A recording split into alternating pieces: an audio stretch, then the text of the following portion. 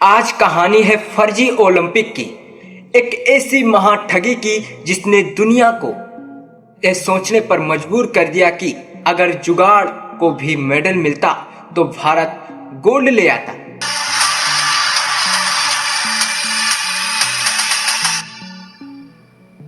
यह कहानी शुरू होती है भारत के एक छोटे से कस्बे से, जहां सालों से बड़ा एक टूटा फूटा स्पोर्ट ग्राउंड अचानक रातों रात इंटरनेशनल स्टेडियम बना दिया गया।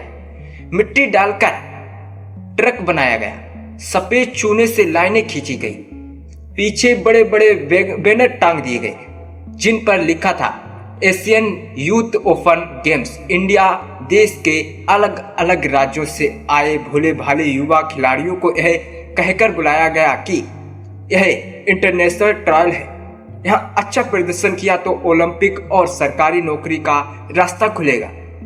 उधर अफ्रीका, मिडिल ईस्ट और एशिया के छोटे छोटे देशों में खबर फैलाई गई कि भारत में एक बड़ा इंटरनेशनल टूर्नामेंट हो रहा है। उसने रजिस्ट्रेशन फीस ली गई और भरोसा दिलाया गया कि उनके खिलाड़ी ग्लोबल लेवल पर चमकेंगे। मैदान में दौड़ असली थी, पसीना असली था, खिलाड़ी असली थे, लेकिन इवेंट पूरा नकली था। कैमरे ऐसे एंगल पर लगाए गए कि टूटी दीवारें और उजड़ा स्टेडियम कभी दिखा ही नहीं। लाइव स्ट्रीमिंग प्राइवेट लिंक से की जाती थी।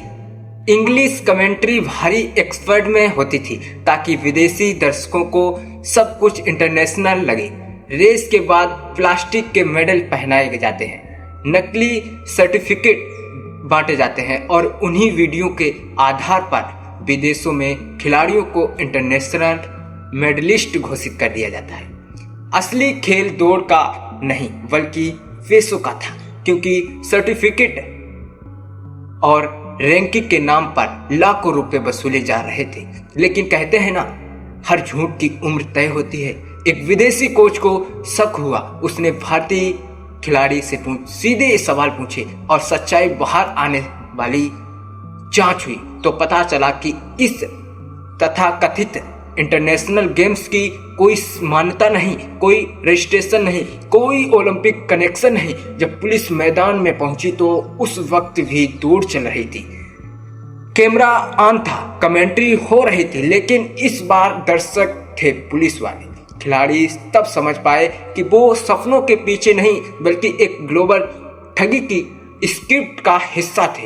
यह कहानी सिर्फ एक ब्रांड की नहीं बल्कि उस सिस्टम की है जहां लालच, सपने और जुगाड़ मिलकर ऐसा तमाशा रच रहे थे जैसे कि पूरी दुनिया माथा पकड़ लेती है। और अंत में यही सवाल आ रहा है कि काश इतना दिमाग ठगी में नहीं बल्कि देश बनाने में लगा होता तो शायद ये देश और ये समाज कुछ कर सकता।